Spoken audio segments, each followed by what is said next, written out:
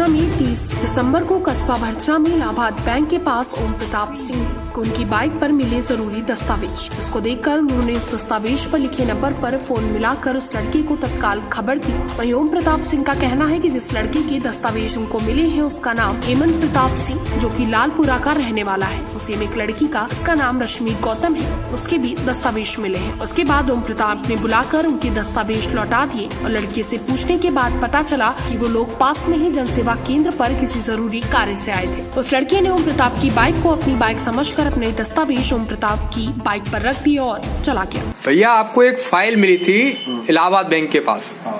आपने उस व्यक्ति को फोन करके उस फाइल को सुपुर्द किया है। उस फाइल में क्या क्या कागजात थे?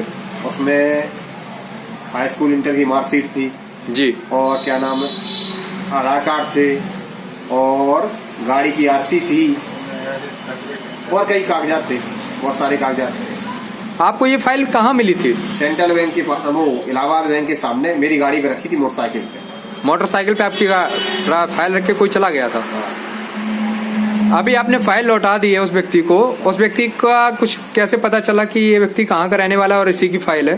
जब फाइल पूरी, पहले तो वहाँ आवाज लगाई, वहाँ जब कोई मिला नहीं तो फाइल खोल के मैंने पूरी चेक की। चेक करने के बाद इनकी गाड़ी इनवॉइस था उसमें, और तो कहीं डिटेल नहीं थी। इनवॉइस में इनका मोबाइल नंबर था।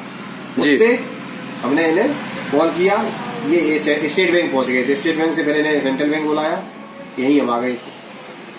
आपने अपने आवास पर आकर इन्हें फाइल वापस लौटाई है? अपने किसान 16 सर्विस सेंटर के जहाँ दुकान ऑफिस है वहीं पे बुलाया।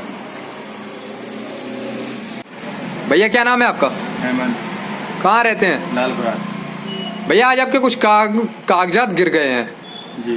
कहाँ गिर गए थे कागजात? जनसेवा केंद्र के पास। कहाँ पे जनसेवा केंद्र के पास? इलाहाबाद बैंक। इलाहाबाद बैंक के पास जनसेवा केंद्र, वहाँ पे गिर गए थे। क्या क्या थे कागज उसमें? मेरी मार्कशीट थी और गाड़ी के कागज। और किसी की मार्कशीट भी थी? सिस्टर की। मार्कशीट के अलावा और क्या क्या कागज थे उसमें? मार्कशीट आया, डॉक्यूमेंट्स थे। मतलब सारे डॉक्यूमेंट से 1 से 10 तक के। आपको कागजात वापस मिल गए हैं? जी हाँ। कहाँ कागजात वापस मिले? सेंट्रल बैंक के पास। सेंट्रल बैंक के पास। आपके पास फोन पहुंचा था? जी। क्या नाम बताया था उन्होंने जिन्होंने फोन किया था? क्या नाम बताया था उन्होंने जिन्होंने फोन किया था आपको? बंटू। उन्होंने आपको कागजात दिए हैं? जी हाँ। टीवी इंडिया न्यूज के लिए अभिषेक मिश्रा की रिपोर्ट, भरथरा।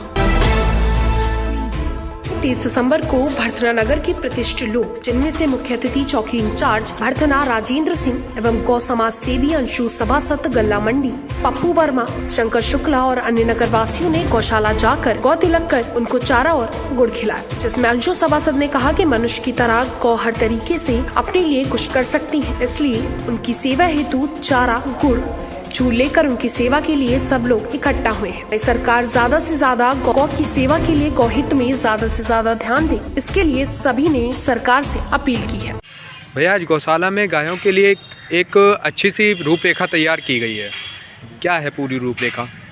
जैसा कि हम आपको अवगत कराना चाहता हूँ कि इंसान जो है, इंसान अपनी समस्या सबको बता सकता है। अगर सर्दी लगती है तो वो पहन सकता है और अपनी व्यवस्थाएं कर सकता है। ये जो गाय वगैरह है वो अपनी व्यवस्थाएं कैसे करेंगे?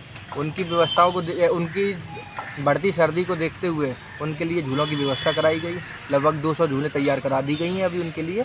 और अब जो रोड पे घूम रही हैं उनके लिए भी तैयार करा दी गई, उनको पहनाएंगे। आज गौशाला में हम लोग आए हैं, चौकी इंचार्ज साहब भी आए साथ में, और भी काफ़ी लोग आए मेरे साथ में, पापा जी भी आए हैं। तो इन गायों को झूलें पहनाई गई हैं और सब्जी वगैरह खिला के, गुड़ वगैरह खिला के, उनका रोली चंदन से तिलक करके, और ये गौशाला में गायों को पहना दिया गया है। और अब जो रोडों पे जो गाय घूम रही हैं उनके लिए भी पूरी व्यवस्था है, उनको भी झूले पहनाई जाएंगी। ये झूलें आपने खुद बनवाई थी या किसी के सहयोग से बनाई गई हैं? नहीं, क्योंकि ये झूलें बनवाई हमने मतलब खुद से बनवाई हैं, लेकिन बाज़ार में काफ़ी दुकानदारों का ये सहयोग रहा है कि कुछ लोगों के पास जैसे बोरे रखे हुए थे, उन्होंने अपने बोरे की व्यवस्था दी। और भी काफ़ी लोग मेरे सहयोग में रहे हैं, जिसमें रमू सिंधी चाचा जी हैं, और मेरे पापा जी तो कंटिन्यू लगे ही रहते हैं, डेली आते हैं गौशाला। बंटू भैया, जय गुरुदेव, और भी काफ़ी तमाम लोग साथ में सहयोग में रहे हैं।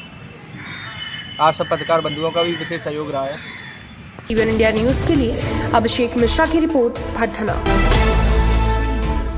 कोविड-19 के चलते रामपुर जिला चिकित्सालय में 52 कर्मचारियों की नौकरी लगी थी। इसमें स्टाफ नर्स, सफाई कर्मचारी, LTL कंप्यूटर ऑपरेटर, जिसमें कोविड-19 के चलते 52 कर्मचारियों को रामपुर सीएमओ के अंडर ड्यूटी पर रखा गया था। वहीं आपको बता दें, रामपुर जिला चिकित्सालय में तैनात 52 कर्मचारियों में से कुछ को सीएमओ ऑफिस में रखा गया था और जिला चिकित्सालय में ड्यूटी लगाई गई थी और कुछ स्टाफ नर्स के रूप में कोविड-19 के चलते उनको नौकरी पर रखा गया था। 52 कर्मचारियों में से किसी को अभी तक वेतन नहीं मिला है। कोविड-19 में नौकरी करने वाले योद्धाओं को नौकरी से डीएमओ मलेरिया चिकित्सा अधिकारी रामपुर ने 3 महीने के बाद निकाल दिया है और कहा गया है कि 15 दिनों के बाद आपका लेटर रिन्यूअल कर दिया जाएगा, पर अभी तक 52 कर्मचारियों में किसी का भी ज्वाइनिंग लेटर रिन्यूअल नहीं हुआ है। वहीं रामपुर जिलाधिकारी ने आश्वासन दिया है कि सभी कर्मचारी अपना कार्य करें, अगर किसी को किसी भी तरह की दिक्कत नहीं आएगी, लेकिन डीएमओ रामपुर ड्यूटी करने नहीं दे रहे हैं। वहीं 52 कर्मचारियों को नौकरी कोविड-19 जैसी खतरनाक बीमारी में सभी कर्मचारियों ने अपना कार्य किया है।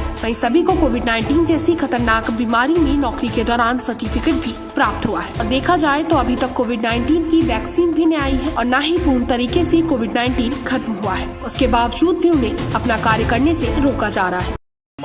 नूर जी, ये बताइए क्या मामला है, आज कहाँ पर आए हैं आप? पूरी बात। हम ऑफिस आए थे, 52 कर्मचारी, जिसमें LT हैं, लैब टेक्नीशियन, स्टाफ नर्स, सफाई कर्मचारी, कंप्यूटर ऑपरेटर।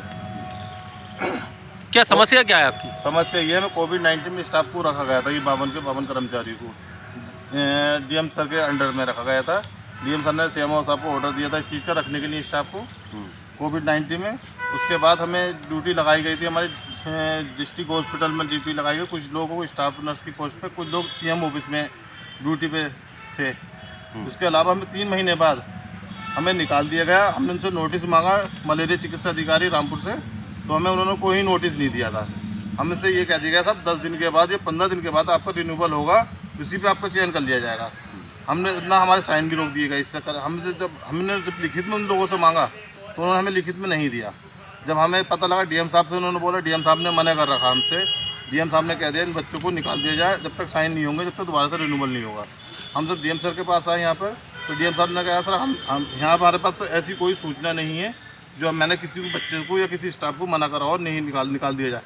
सर ने मना करते नहीं निकाला सर ने, मगर DMO सर जो रामपुर मलेरिया चिकित्सा अधिकारी है, उन्होंने निकाल दिया गया 52 कर्मचारी को।